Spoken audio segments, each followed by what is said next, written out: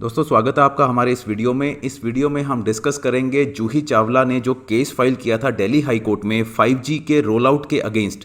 वो कोर्ट ने डिसमिस कर दिया, 20 लाख रुपए का जुर्माना लगा दिया जूही चावला और जो भी उसमें पिटिशनर थे उसके बारे में हम इस वीडियो में डिस्कस करेंगे। साथ ही इस वीडियो की हेल्प से मैं आपके साथ CPC के कुछ इंपॉर्टेंट प्रोविजंस डिस्कस करूंगा जो आपको जुडिशरी के एग्जाम में, प्रीलिम्स में भी और मेंस में भी बहुत हेल्पफुल रहेंगे। दोस्तों हमारे इंडियन कोर्ट्स में बहुत सारे केसेस फाइल होते हैं जो फ्रिवलस होते हैं और कोर्ट्स में वो फाइल इसलिए किए जाते हैं सो दैट जो पिटिशनर्स हैं उनके थ्रू, केसेस के थ्रू वो अपनी पब्लिसिटी एक तरह से ले सके, पब्लिसिटी अटेन कर सके। जैसे PIL है वैसे उसकी फुल फॉर्म होती है पब्लिक इंटरेस्ट लिटिगेशन। बट बहुत सारे फ्रिवलस केसेस के कारण सुप्रीम कोर्ट और डिफरेंट हाई कोर्ट्स ने बोला है कि पब्लिक इंटरेस्ट लिटिगेशन ना होकर PIL का अब मतलब जो रह गया है वो पब्लिसिटी इंटरेस्ट लिटिगेशन बन के रह गया है।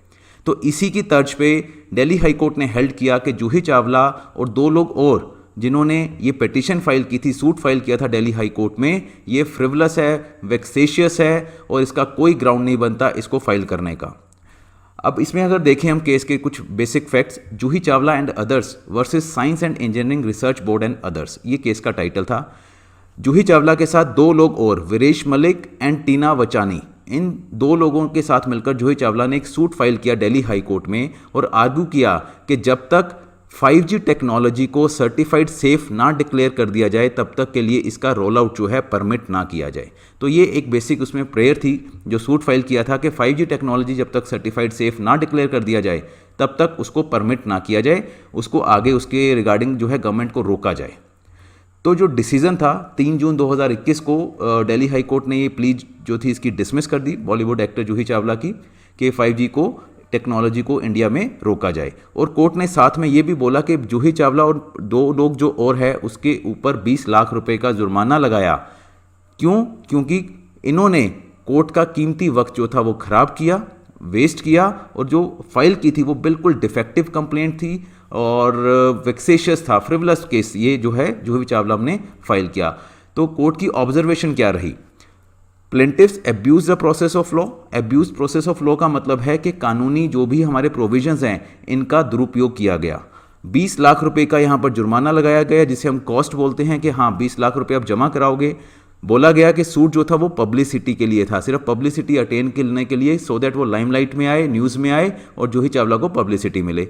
जूही चावला ने एक और गलत चीज़ क्या की, आजकल जो कोविड के टाइम पे जो हियरिंग हो रही है हाई कोर्ट्स में भी, इवन सुप्रीम कोर्ट में भी, वो ऑनलाइन हो रही है, वर्चुअल हियरिंग हो रही है।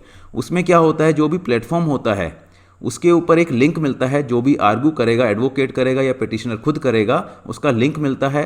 At the time of argument वो लिंक को एक्टिवेट किया जाता है और उसके थ्रू जज के साथ आपकी आर्गूमेंट्स होती हैं केस के रिगार्डिंग और अपोजिट एडवोकेट भी वहाँ पर प्रेजेंट होते हैं। जूही चावला ने, कोर्ट की ऐसी ऑब्जर्वेशन रही है कि जो लिंक था वो पब्लिक के साथ एक तरह से सर्कुलेट कर दिया पब्लिक के बीच, और जब हियरिंग हो रही थी तो वहाँ पर काफ़ी लोग जो थे, अनवांटेड लोग, अनडिज़ायरेबल लोग हियरिंग के वक्त उस प्लेटफॉर्म पे मौजूद थे और वहाँ पर उन्होंने कोर्ट की हियरिंग को भी डिस्टर्ब किया। इवन न्यूज़पेपर में भी आया कि बहुत सारे लोगों ने वहाँ गाने शुरू कर दिए जूही चावला के या कोई भी और मूवीज़ के, तो उसकी वजह से जज ने उसको ऊपर इवन इंक्वायरी भी वहाँ दिल्ली पुलिस को बोला कि आप इंक्वायर करो कौन है और उनके अगेंस्ट जो भी IT एक्ट में केस फाइल हो सकता है वो किया जाए। No case made out for leave to institute suit under section 80 CPC और to sue in representative capacity, इसके बारे में हम डिस्कस करेंगे। कोर्ट ने बोला कि जूही चावला ने पिटीशन फाइल करने से पहले सेक्शन 80 CPC में जो नोटिस होता है वो कहीं पर भी सर्व नहीं किया। तो 80 CPC क्या है जल्दी से आप देख सकते हैं अपने बेरेक्ट्स में और देखेंगे कि कितनी इसकी इंपॉर्टेंस है। प्लेंट जो थी डिफेक्टिव थी और मेंटेनेबल नहीं थी। The plaint was not verified. Verification होनी चाहिए हर प्लेंट की जो भी फाइल होती है। अब इसके बारे में आप देखेंगे कि क्या है, इसके प्रोविजन भी हम डिस्कस करेंगे।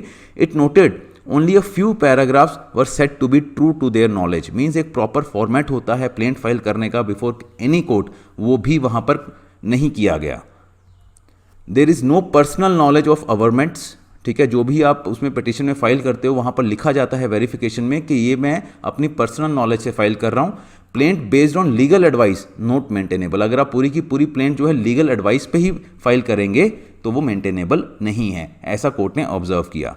The court said that the plaint was defective and had been filed for media publicity, that there was several lapses in the plaint in terms of code of civil procedure. तो code of civil procedure के बहुत सारे जो provisions थे वो उस plaint को file करते हुए नहीं फॉलो किए गए। अब यहाँ पर सेक्शन 80 CPC, जैसे मैंने वीडियो में स्टार्टिंग में डिस्कस किया, ये वीडियो में आपको इस वे में कर रहा हूँ डिस्कस आपके साथ, सो दैट आपके प्रोविजंस भी रिवाइज भी हो जाएं और आपको पता भी लगे कि कैसे, अगर आपको कोई क्वेश्चन आता है इस तरह का, कैसे आप उनको अप्लाई कर सकते हो प्रीलिम्स में भी और मेंस में भी। सेक्शन 80 अगर CPC का देखें तो ये नोटिस की बात करता है। ये बोलता है no suit shall be instituted against the government or against a public officer in respect of any act purporting to be done by such public officer in his public or in his official capacity until the expiration of 2 months next after notice in writing has been delivered to or left at the office of। अब ये बोलता है कि जब तक के लिए आप 2 महीने का एक क्लियर कट नोटिस ना उस पब्लिक ऑफिसर को दे दो या फिर गवर्नमेंट को दे दो, तब तक के लिए आप कोई भी सूट उसके अगेंस्ट नहीं फाइल कर सकते। मीन्स 2 महीने के लिए नोटिस देना ज़रूरी है। अगर वो उसके ऊपर एक्ट नहीं करता तभी आप सूट फाइल कर सकते हो before the court of law. तो अगर गवर्नमेंट के अगेंस्ट आप फाइल करना चाहते हो, सेंट्रल गवर्नमेंट के अगेंस्ट, तो जो भी डिपार्टमेंट रहेगा वो उसके सेक्रेटरी को आप वो नोटिस दोगे। ठीक है। अब यहाँ पर साइंस का जो हमारा इन्होंने टाइटल अगर आप देखेंगे तो टाइटल क्या लिया था, यहाँ पर केस का टाइटल देखिए, science and engineering research board and others. तो जो भी कंसर्न मिनिस्ट्री है उसके रिगार्डिंग, वहाँ पर उसके सेक्रेटरी को नोटिस देना होता है। 2 महीने के अंदर भी अगर वो एक्ट नहीं करता आपके नोटिस पे तो आप सूट फाइल कर सकते हो। ये एक प्रॉपर प्रोसीजर है सेक्शन 80 में। और ये कोर्ट ने बोला कि सेक्शन 80 का जो नोटिस था, प्रोविजन थे, प्रोसीजर था, वो फॉलो नहीं किया गया। इवन अगर आप पूरा सेक्शन 80 पढ़ेंगे तो वहाँ पर बात की गई है कि हाँ कोई अर्जेंसी है तो आप फाइल कर सकते हो without this notice also, but यहाँ पर कोई अर्जेंसी नहीं प्लीड की गई। तो कोर्ट ने बोला कि सेक्शन 80 को उन्होंने बिल्कुल इग्नोर कर दिया। इसीलिए एक ऑब्जर्वेशन तो जूही चावला केस में ये आई है उनके अगेंस्ट। दूसरा फिर कोर्ट ने देखा कि जो क्लेम था या फिर जो भी वहाँ पर पिटिशन में जो भी अवर्मेंट्स थी वो टोटली वेक्सेशियस थी, मीन्स फ्रिवलस, बिना सिर पैर की जिसे हम बोलते हैं, बिना किसी भी लॉजिकल ग्राउंड के। तो कोर्ट ने अंडर सेक्शन 35A CPC जो कोर्ट के पास पावर रहती है, वहाँ पर उनके ऊपर कॉस्ट भी इम्पोज की है।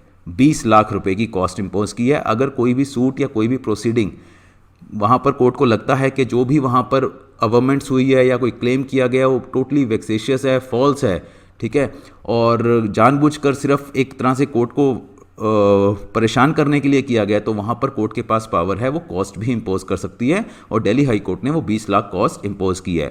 ऑल्दो इस सेक्शन में आप देखेंगे तो 20 लाख का प्रोविजन नहीं है, एक अपर लिमिट सेट है, बट यहाँ पर दिल्ली हाई कोर्ट के पास अपनी जो पावर्स हैं उनके पास हाई कोर्ट की, उनके अंडर उन्होंने 20 लाख रुपए की कॉस्ट भी इम्पोज कर दी है।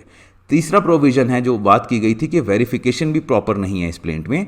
वेरिफिकेशन का अगर हम देखें प्रोविजन है ऑर्डर 6 रूल 15 CPC। ठीक है, तो ये भी ध्यान रखना है, ऑर्डर 6 रूल 15 ऑफ CPC ये वेरिफिकेशन से डील करता है, वेरिफिकेशन ऑफ प्लीडिंग्स।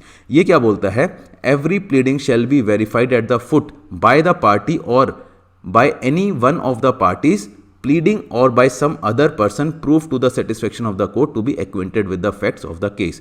मीन्स या तो कोई भी उसमें पार्टी, मान लो 3 लोगों ने फाइल किया था, कोई भी उनमें से एक, ठीक है, या फिर कोई भी ऐसा पर्सन जिसको उसके फैक्ट्स, केस के फैक्ट्स के बारे में अच्छे से पता है, वो वेरीफाई करेगा फुट पे जो भी प्लेंट होगी कि हाँ ये मेरी वेरिफिकेशन है। The person verifying shell specify by reference to the numbered paragraphs of the pleading that he verify of his own knowledge what he verifies upon information received and believe to be true. तो वहाँ पर हर एक paragraph को number करके वो बताएगा कि कौन से पैराग्राफ को वो अपनी नॉलेज से वेरीफाई करता है या फिर जो उसको इन्फॉर्मेशन मिली है उसके अकॉर्डिंग उसको ट्रू मानते हुए वो वेरीफाई कर रहा है। Verification shall be signed by the person making it and shall state the date on which the place at which it was signed. तो प्रॉपर बताना होगा कहाँ पर साइन हो, कौन से प्लेस पे आपने साइन किए हैं, कहाँ पर वेरिफिकेशन की है, कौन सी डेट को की है, और अपने साइन भी करेगा। The person verifying the pleading shall also furnish an affidavit in support of his pleading. तो जो पर्सन वेरीफाई करेगा प्लीडिंग को वो अपना एक एफिडेविट भी लगाएगा कि मैंने ये वेरिफिकेशन की है। तो ये वेरिफिकेशन ऑफ प्लीडिंग से रिलेटेड प्रोविजन है जो आपको पता होना चाहिए। और दिल्ली हाई कोर्ट ने जो बोला है कि वेरिफिकेशन भी वहाँ पर डिफेक्टिव थी, राइट। तो ये कुछ प्रोविजंस है जो मैं आपके साथ डिस्कस करना चाहता था इस केस की हेल्प से, सो दैट आपके माइंड में बहुत अच्छे से ये एस्टैब्लिश हो सके। कहीं प्रीलिम्स में या जुडिशरी के आपके मेंस में एग्जाम में आए अगर क्वेश्चन तो आप इजीली उसको हैंडल कर सकते हो, राइट। तो ये वीडियो हमारा यहीं पर खत्म होता है। Thank you very much. और इसके रिगार्डिंग अगर आपका कोई डाउट है या कोई भी आपको पूछना है तो आप हमें कमेंट पे लिख सकते हैं। Thank you very much.